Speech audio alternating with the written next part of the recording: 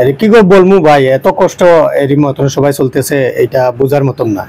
তো সিলেটের প্রশাসনের দৃষ্টি আকর্ষণ করছি, বিশেষ করে ফেঞ্চুগঞ্জ উপজেলা যে সকল দায়িত্বশীল আছেন তাদের আহ্বান করছি দীর্ঘ সময় ধরে এই কারখানাটা বন্ধ থাকায় অনেক এরিয়া আমাদের ড্রাইভার আছে, এবারে এই ফ্যাক্টরি আরো এর মতন যারা ওই লেবারে কাজ করতেছে ওরা অনেক খুবই কষ্টে আছে।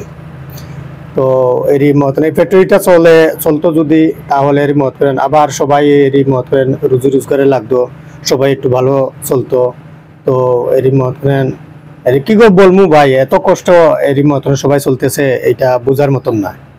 আমরা প্রশাসনের সর্বোচ্চ দৃষ্টি আকর্ষণ করছি দ্রুত গতিতে এই সার কারখানাটি চালু করে সকল শ্রমিক ভাইদের কর্মসংস্থান এবং শ্রমিক ভাইরা ঠিকমতো তাদের সংসার চালাতে পারে, সেজন্য আপনাদের নিকট আহ্বান করছি।